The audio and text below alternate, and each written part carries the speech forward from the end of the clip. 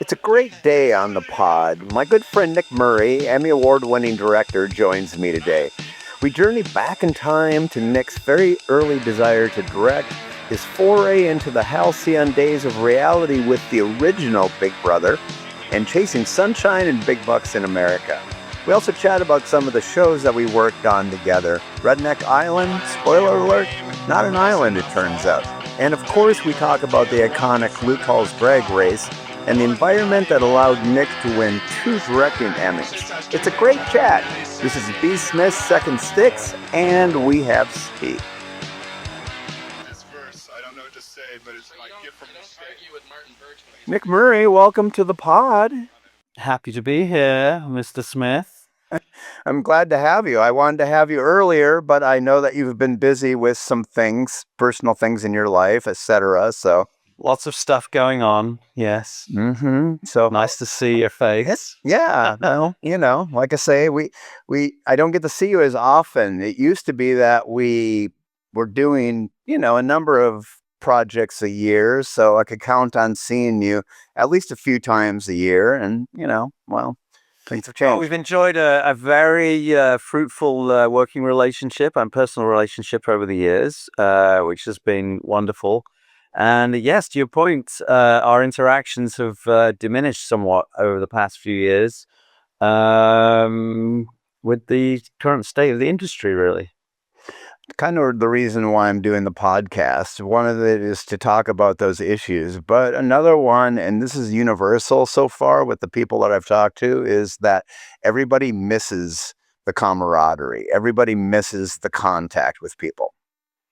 Yeah, I being on any show, you immediately form bonds. I think unlike any other industry, you're forced to immediately form bonds and connections with people, not just on a working level, but on a personal level as well.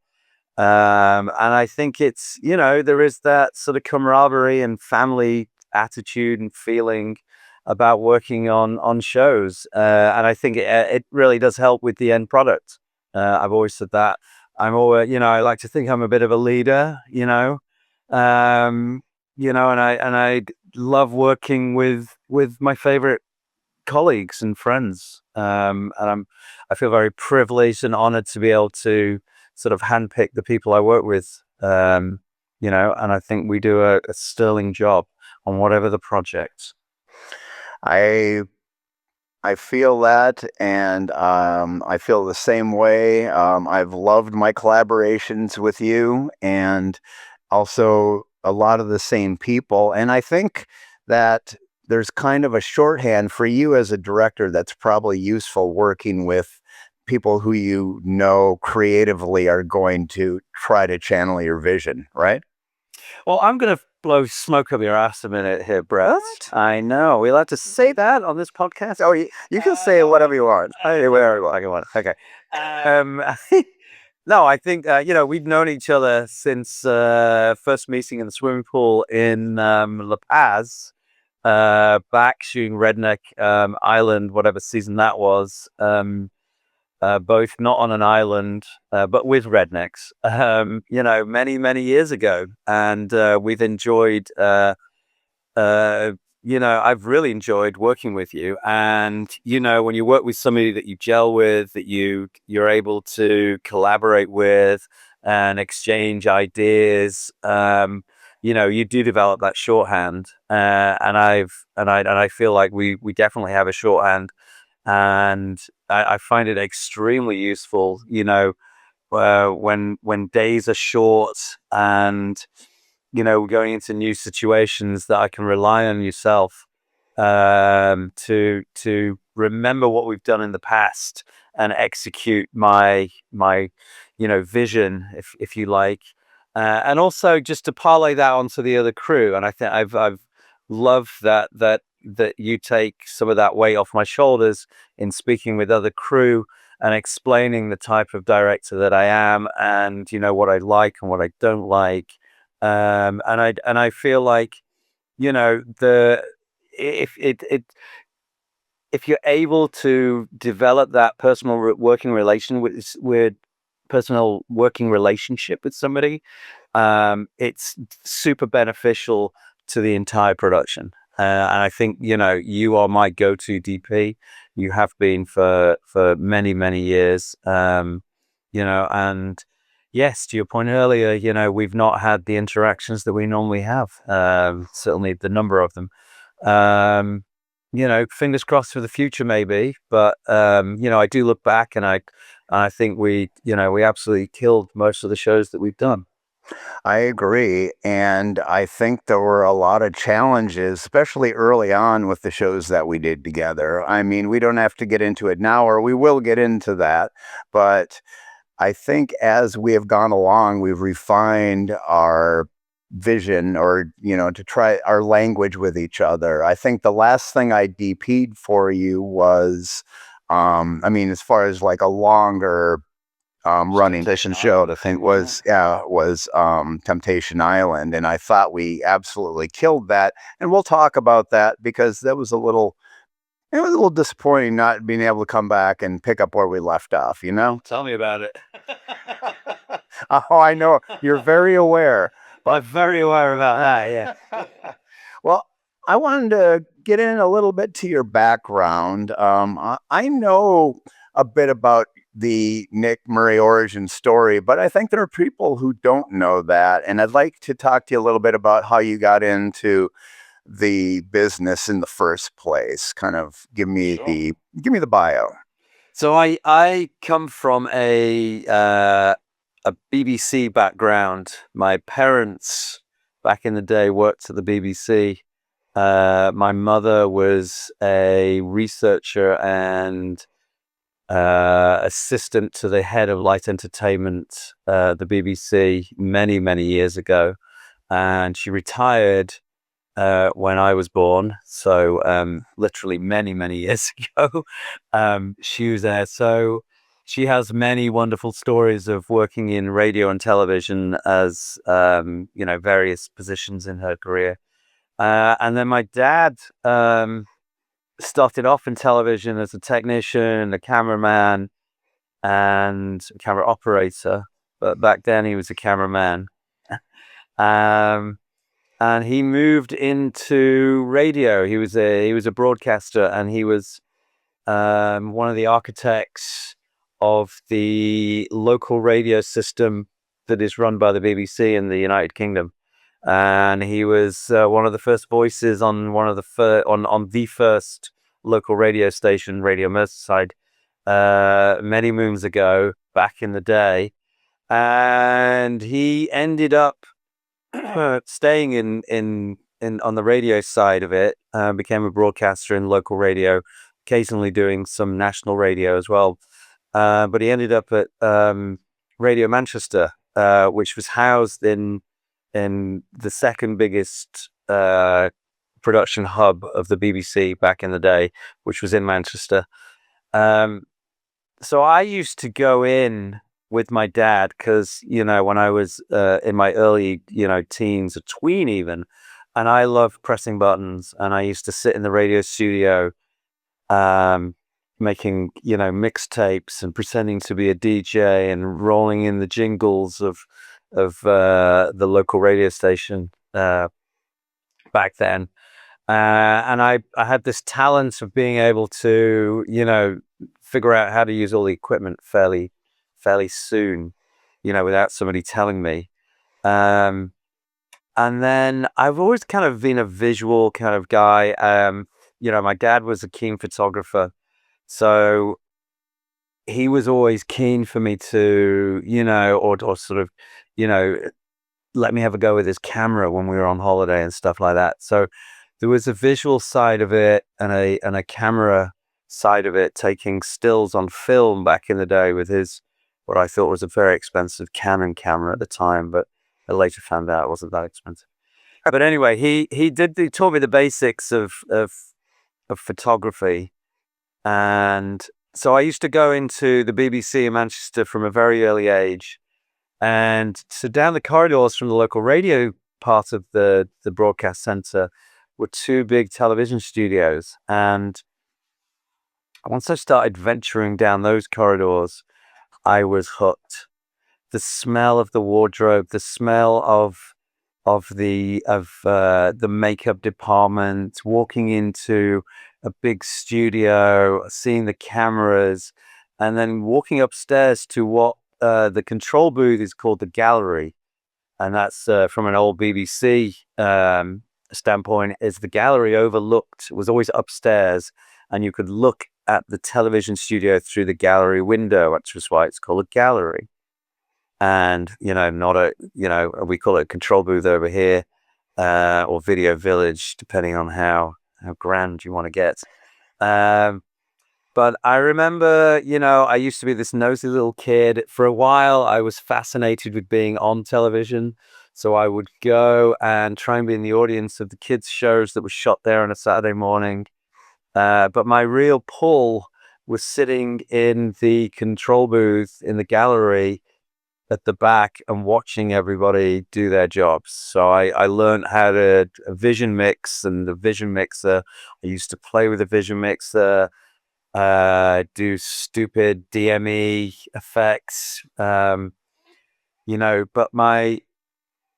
what I really remember vividly was sitting at the back of this one particular gallery and watching the director work. And I said, probably around the age of 13, maybe 14, and I said, that is what I want to do. So that was early on, huh? That was like... Yeah, I was fascinated with the whole visual side of television. I remember writing letters to the BBC about many things, trying to get jobs. I remember writing letters to Quantel, which was back in the day a video effects company that was at the forefront of all the digital effects back in the day. And they used to send me, flyers on various products that they would produce. But I was always pulled, into what the director was doing and his role and his job and how he commanded, everyone's attention. He was in charge with shooting the show. It incorporated, the camera aspects. So I spent a lot of time, watching cameramen move. And then as I got older, I used to go and watch outside broadcasts. I used to sit in the booth in the truck and watch the guys direct live sports. And it was a single-minded, I then went to university and got a degree in zoology for some reason. And I got drunk a lot. I remember that. Pretty typical college experience. Well, exactly, yes. And then, then I got a master's in IT, in computer science, because, I was a bit of a computer geek growing up in my teens. So, my dad was like, well, look, if the whole TV thing doesn't work out, you need a backup career. And I thought, yeah, sure. But it was another year at university, which I enjoyed. And then when I graduated, it was what we think about now is the first sort of lull in television production in the UK. Was back then, and there wasn't any entry-level jobs really. I struggled to get anything, to get any traction, despite my dad working in the BBC. So I was then a software engineer, software analyst programmer for a company for a while, and not very good at that apparently. And so I stayed at this company in Sheffield for way too long. But I remember applying. There was this new production center that was going to be running the first ever digital satellite network in the world, and it was going to be based in Rome, owned by Saudi royal family and Saudi interests, but run by Brits and Americans. And I applied for an IT job, and the HR lady was very helpful, as I told her that really I didn't want the job in IT. I just wanted an entry-level job in television. And my desire one day was to become a television director. And she said, well, I'm going to make that happen for you. Really? And if I could only remember that person's name, she may be dead by now, but if I could only remember her name, that would be, I'd love to say, oh, you remember me? This is where I am. Amazing. Yeah. So I got an entry level job at this television satellite TV company called Orbit, like the gum. And it was based in Rome. And I had the most amazing time there, meeting so many long-term friends and people who've been in the industry a while. And I was they called it a presentation assistant. So I would assist in playing out and making sure that all the channels played out. And I was doing a lot of mundane sort of legwork stuff. When did you, at that point, did you start directing at that point while you were on that job, or that later on? So I got so I was a presentation assistant, and then after 6 months, I got a promotion to be a presentation director, which is like a network director, who's in charge of a lot of babysitting computers because it was all played out by computers. But there was an aspect of during live sports of making sure that the breaks played out on time, and there would be a manual thing, and a little bit of vision mixing, switching, TDing. But it was all the network. It was all making sure the programs went out on time and the right sources were selected to be then broadcast. Um, so I did that job for an additional 6 to 7 months in Rome until the tax-free benefits wore out and everyone thought, fuck this, we're going to go back to London. So then I was fortunate enough to get a job at Sky Television when it was massively expanding. So I went and did the same job at Sky Television. They called it a different title there, called it a transmission controller. And so I did that for 3-4 years. But after a couple of years, Sky had this in-house television studio directing course. So a friend of mine put me in touch with one of the top sports directors called Martin Turner. And I will be forever indebted to him. He let me follow him around and with his irritation for a whole year and facilitated my getting onto the Sky Sports studio directing course, which took place at the old BBC training facility in Evesham, which is now a fancy hotel. But I went on a 3-week, directing course after following Martin around for the best part of a year on outside broadcasts and various studio endeavors that he did. And I got on the studio directing course. Sadly, there wasn't a job for me at Sky, but what I was able to do was, it was at the time when there was this, flurry of new, smaller networks taking off in the UK on cable and satellite. So I was able to get involved in a freelance level of various networks and upstarts, news channels, kids channels, doing the stuff in between programs, 1 or 2 or 3 camera shoots, mostly live stuff. And then I used to do the news at Sky News and Sky Sports News as a freelancer. And then I remember shooting something for their entertainment channel with Paula Yates. It was the last show that she ever did, called the Censored Video Show. That was one of the first sort of TV shows that I ever, sort of standalone TV shows that I ever directed. And then sort of taking all this experience, I was then able to go fully freelance and join the seminal Big Brother 1 that's the 26 years almost ago, year 2000, summer of 2000, I went fully freelance and was a house director, a reality director, they call it. Well, house director back in the day. I think they call it a reality director over here. So I was one of maybe 8 or 9 reality directors on the first Big Brother in the UK. What did you think of that? I mean, did you think that this is a niche for you? Was it just something you were doing because it was the opportunity, or did you That was kind of the heyday of reality television, basically. Well, I mean, to be honest, no one knew to the extent of how this would take off. I mean, it went through the roof, almost instantaneously. It was totally new. It was on the slightly risque, sort of more independent network called Channel 4 in the UK. And, it just took off. It was the biggest thing ever. And, it was phenomenal to be a part of it. I think we won a BAFTA. Not that I got a BAFTA, but it won a BAFTA, I think.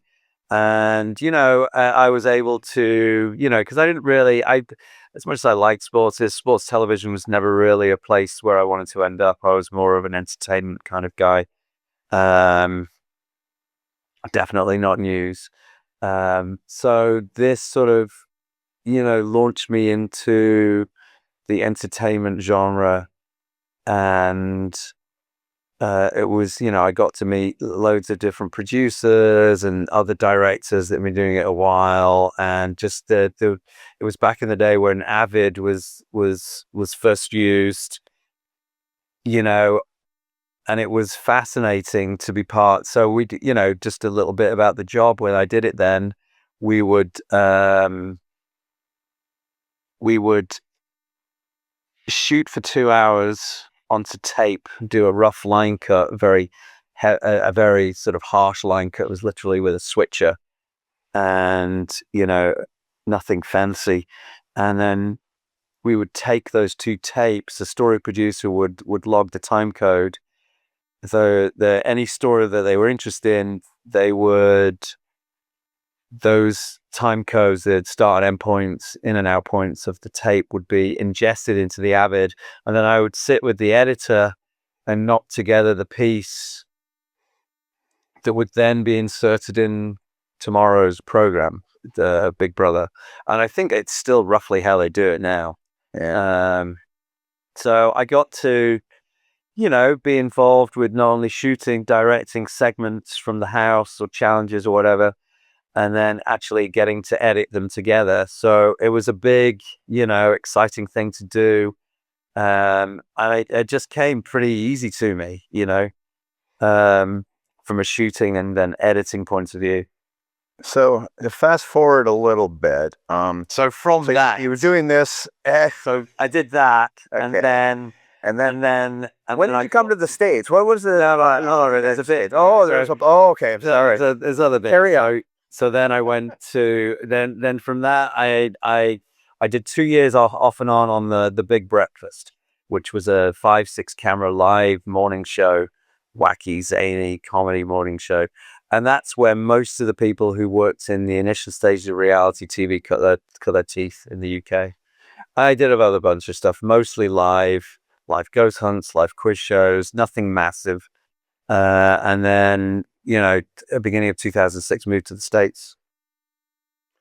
Okay. So what brought you over to the States? Like, was it a job waiting for you? The lure of, big bucks and sunshine. How'd that work out? Well, the sunshine's nice. No. I feel like I've done, reasonably well over here. What was the first thing you did when you came to the States? I did. Well, the first thing I did when I came to the States, I was one of 20 directors auditioning to do the Jimmy Kimmel show, and the odds of me getting that were 1 in 20, so I didn't get that, sadly. And then after that, I did 5 episodes of a show called Grease, You're the One That I Want, which was a reality show to find the next Danny and Sandy. It was based on a British format. To find, the next Danny and Sandy for Grease on Broadway. Did they find the next Danny and Sandy? They did, yes. I think it had a successful run on Broadway. There you go. So that enabled me so the Jimmy Kimmel thing, and then that enabled me to join the Directors Guild over here. Okay, the DGA, yes. Yeah. Of course. So the first thing I worked with you on, I came in and actually day played for you on something you were directing. I think it was called Tabitha's Salon Takeover. Salon Takeover, yeah. Right? So I inherited that from another reality director, and yeah, that was one of the first shows that I did. Yeah. I came And in I and was, did that. I wasn't on the original crew, but I did come in for an episode. And the one thing that I remember, other than that I liked working for you, was we had to.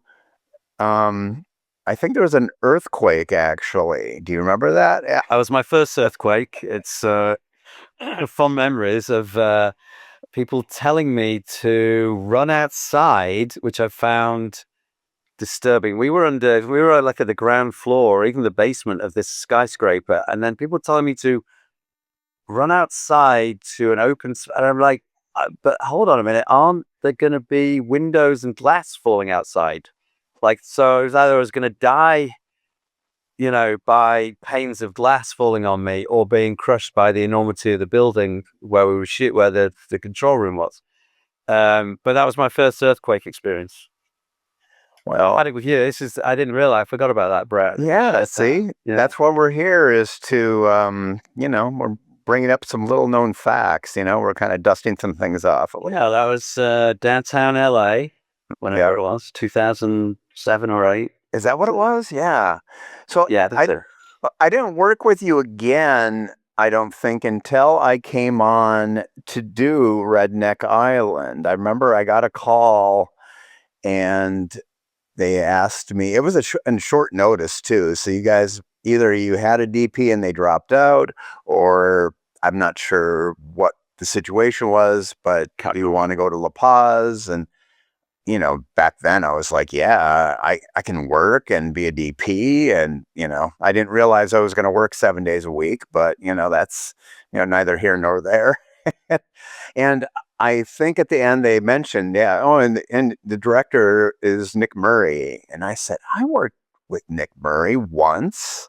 So, but I didn't, it was a little bit of a, trust fall, going into a situation like that with a company that it was 51 Mines. So, right, wasn't it? 51 Mines? Yeah. So they had a reputation for running and gunning, with the best of them. So I thought, okay, well, let's go give this a shot. Let's head on down to La Paz and see what happens. Yeah, I remember. Yeah, I remember there being no cell phone reception there, and there being a lot of sand. I remember we were at they put us at a hotel in the city, Yeah, that was 45 minutes away. 45 minutes away. I remember from a standpoint of, we almost had a crew mutiny because they weren't going to put people on the clock when they picked them up at the hotel. They were going to make people do an hour and a half round trip, off the clock. Yeah. People were pissed. I remember. Yeah. People were pissed. I remember going to you and saying, I'm afraid we're going to lose a lot of the crew. Oh my gosh. And it's very dense in the end. Do you remember it started out as a great experience? I remember we were doing the prep and it was like these beautiful nights. They served us dinner, the ocean, the sunset. And I thought, remember that? Right. Yeah. Prep was good. Yeah, because this whole place was like it was like somebody's private, there was a runway there as well.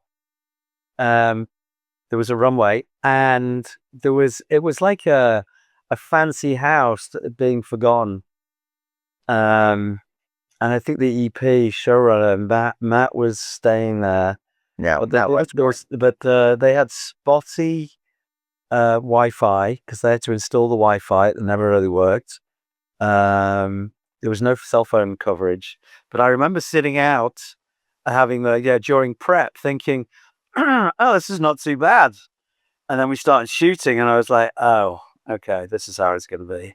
It's like, well, we don't really have a budget to feed you. That's what it kind of felt like. I remember you'd be working your ass off in the sun and the heat, as expected. And then you'd go to lunch and they would give you the styrofoam container with like a sandwich and maybe a piece of fruit in there, something else. Flies would be buzzing around. That was like, the glamour of Hollywood, manifest. Yes, it was, that was the glamour of Hollywood.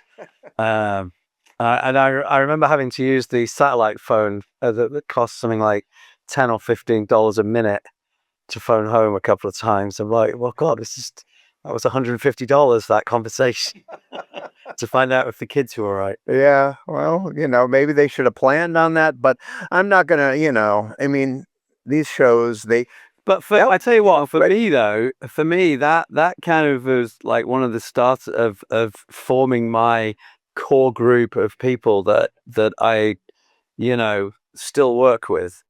So, it was a very good experience. As I take away, even the worst experiences were good experiences in a way. yeah. Yeah, Those are the memorable ones. I mean, you talk about like the stuff because nobody's really remembers when it was easy, I mean, you kind of remember the times when well, no, actually, I remember the easy. Okay, well, Some Temptation Island was easy. Temptation Island was easy. We're not talk about Temptation Island because that was a good experience that I was kind of hoping was going to.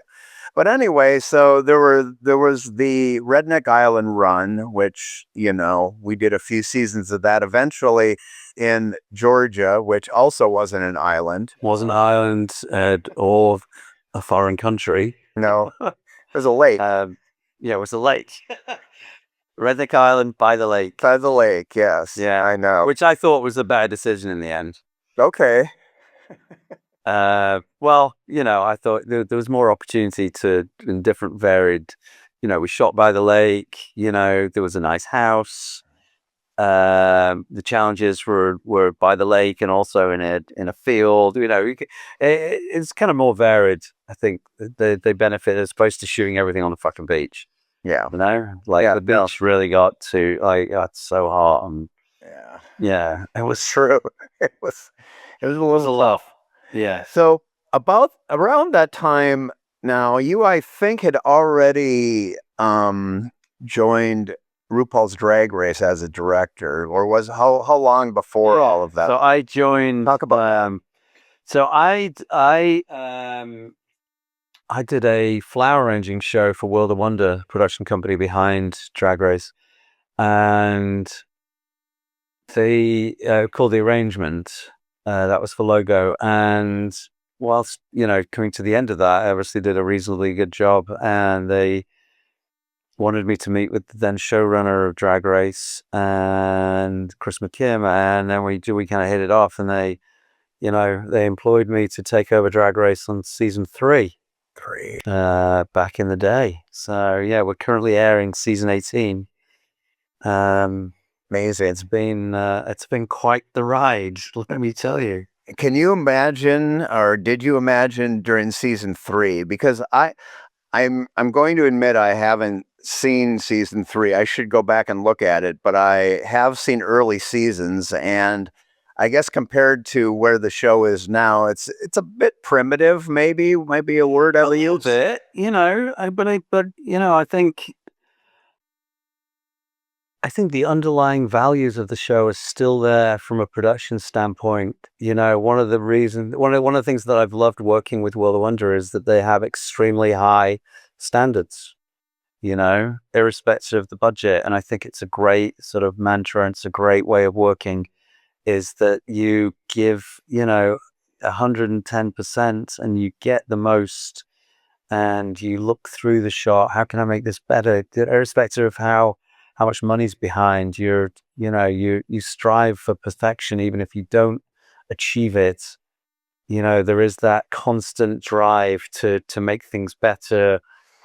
And I've taken that on board. I love it. I love being pushed like that. I have Randy Barbados to thank, and other EPs over at World of Wonder to thank for that I've, been pushed to get the most out of my creativity and my drive and my vision and all of that. And I've welcomed that over the years, and I've worked with some exceptional people on Drag Race. I still say that it is hands down the most creative bunch of people that one could ever dream of working with as the producer of Drag Race. They're phenomenal. I don't know how they do it every year, but every new year is like, as Randy says, they rip up the eye, they rip up the show and start it again, and it's always better. It really is. It's more inventive, more creative, and I love working in that environment. The show has been, I mean, spectacularly successful. I mean, so many Emmy, nominations and wins. And you yourself, of course, you've won 2 Emmys as a director for Drag Race. I mean, could you imagine that though back at season 3? I mean, are you thinking, obviously RuPaul is an icon. I mean, this goes far and beyond just television. RuPaul is like an international icon. But could you sense that, the pieces were there and this is so creative and these people are so I interesting? had an inkling, I think season 5, that this was going to be, this was going to be more than just a normal show.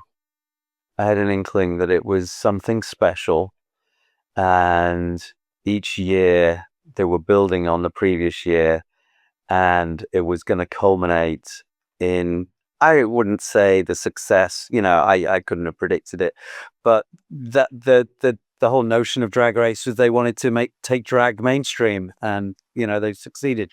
But personally, I never thought that I would be involved with such, a show that now is a basic global phenomenon. And the fact that I've got 2 shiny gold trophies, to think that little old me from little town in England, when all I wanted to do was, just sit in a director's seat and call the shots and say I'm a TV director, never in my wildest dreams, it's quite humbling in a way, and I'm super grateful for it all. And but did I envy? No, I didn't. And the fact that more than the television show, it's a fucking movement. It's a cultural statement.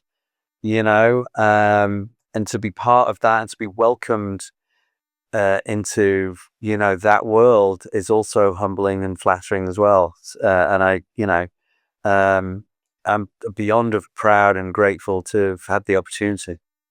Well, it's been amazing for me to be a part of it. I came on in season 7, and you know, you've actually kept a large core of your crew together over the course of all of these seasons, which is really a feat, especially when things were, going on where there were so many shows and people would come from one show to do another show.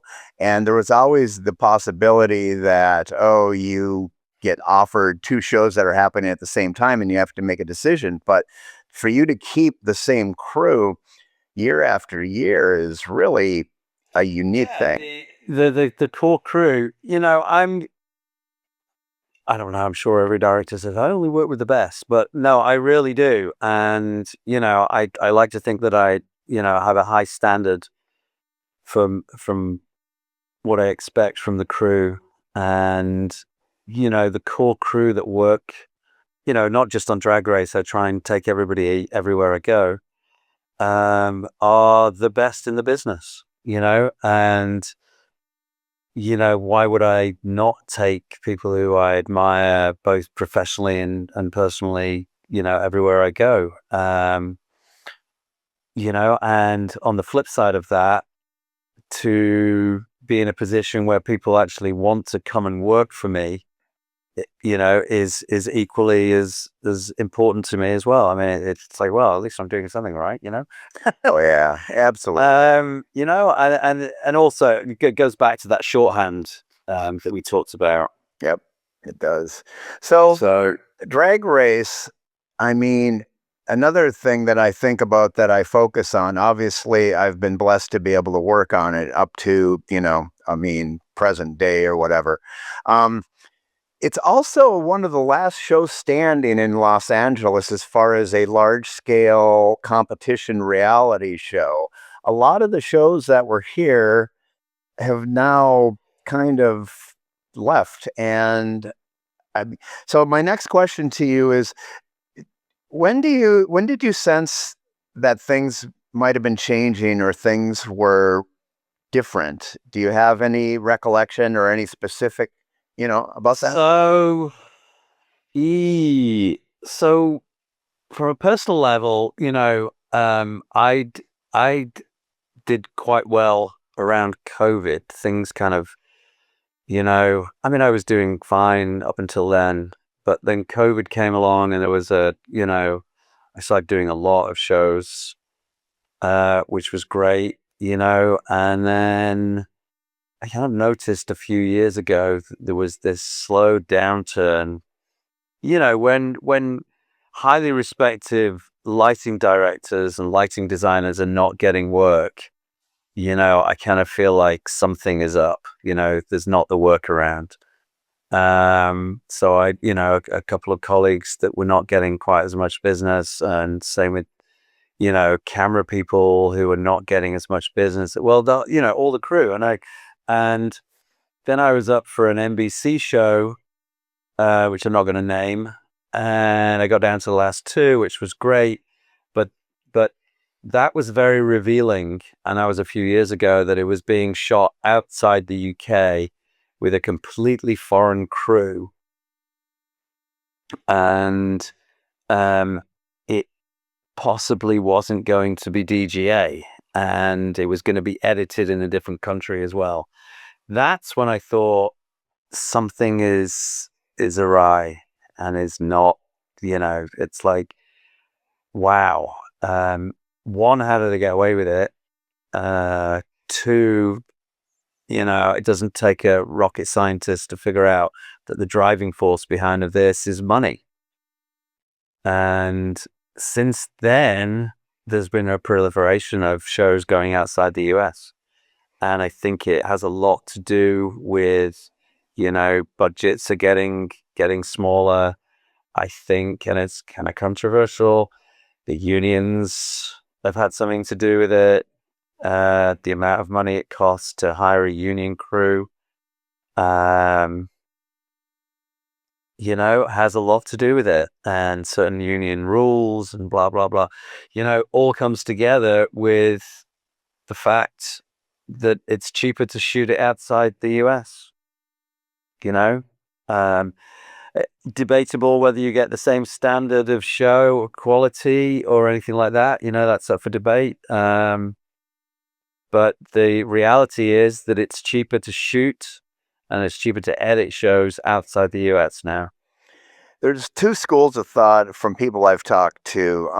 One of them is that we we literally trained the rest of the world to make the shows that we made in the United States. When it comes to reality shows, we literally have trained people now to the point where they don't need us because we're expensive, Yeah, I mean, I Right? think the Brits and Americans have always led the way with TV shows, either scripted or unscripted. But yeah, you're right. There is this, and it's happened. I know many a story where, there's a US director gone in and not hired for the following season because he's set the look of the show. Him and his team have figured out, or her team have figured out how to do it from a scheduling, production, and shooting schedule, shot from a visual creative point of view, showing someone how to do it. People have liked it. You go and hire someone from another country who's not Guild, for example, at a third of the rate, and you still get, the same show, kind of. Yeah. The other thing I think, I mean, because in the last few years you've had strikes, by SAG-AFTRA, the WGA, negotiations with IATSE, rate, there were wins that were fought for and well deserved, and obviously concerns about certain things like AI. But do you think that maybe we priced ourselves out of our own industry? Uh, that's a tricky question. I think that it has. It's not just the pricing it's the certain requirements for certain positions in the show. Hiring special effects people that are there are certain things that require a special effects person under union contracts when a PA was able to do it under non-union, conditions. I'll leave it at that. So I think there is a degree of the union shooting themselves in the foot. I'm always going to be a proponent of people earning more money and having better working conditions and all of that.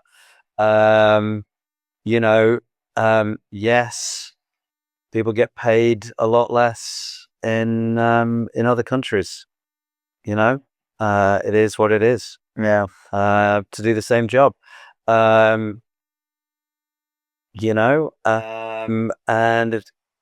realizing that is, they can get roughly the same show somewhere else, considerably cheaper, without, union regulations or as many union regulations, is probably attractive to, the bottom line of these networks that, only appear to have money to buy other networks and other studios.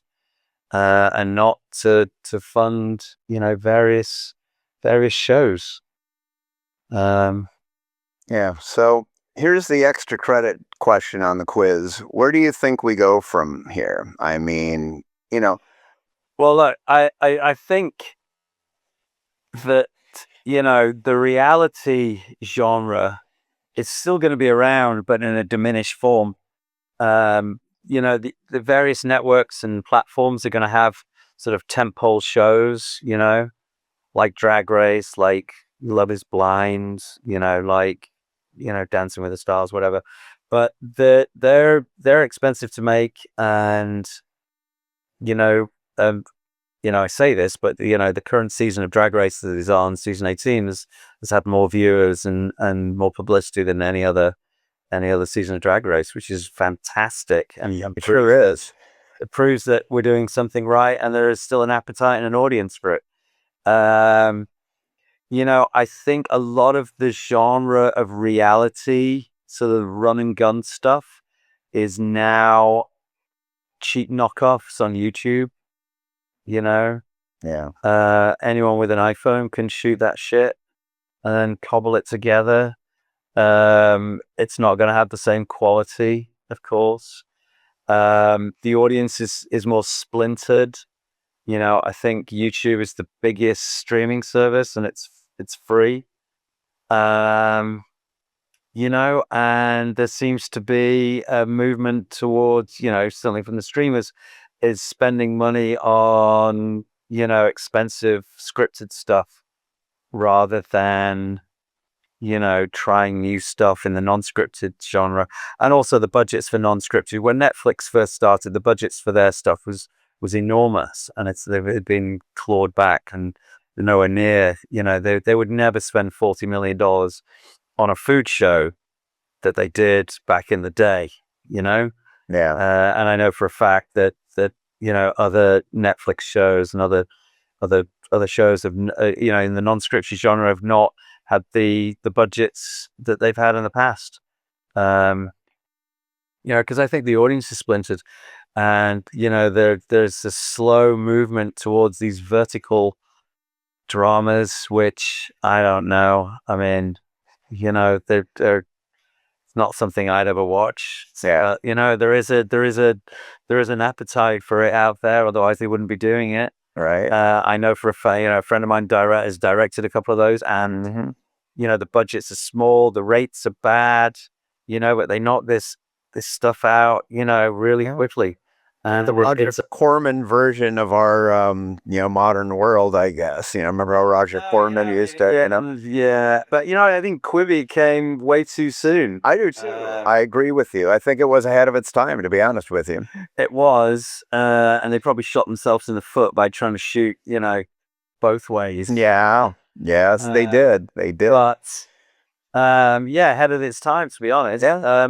I don't think reality is going to go away. I think it's going to be more curated. I think it's going to be more honed to an audience. I'm not aware of the new, that they're trying all these reboots of Fear Factor and Wipeout, and I don't know how successful those are going to be. Mr. Beast appears to be doing really well. Yeah. Having the most expensive reality show ever on Amazon. I think the $100 million. Yeah. I mean, that's crazy, and it absolutely should be union. But I don't think it is it? Or is it? I don't know. It actually, I mean, that's gone. it was last season 2, I think it was. Well, but I've also heard the rumors that they're going to try to do season 3 non-union, and I'm not sure. It's definitely going to pull us. Yeah, I know that. Yeah. Let me ask you this to wrap up, because I've usually come back to people with something positive, and I'm going to ask you a tricky, hopefully positive question.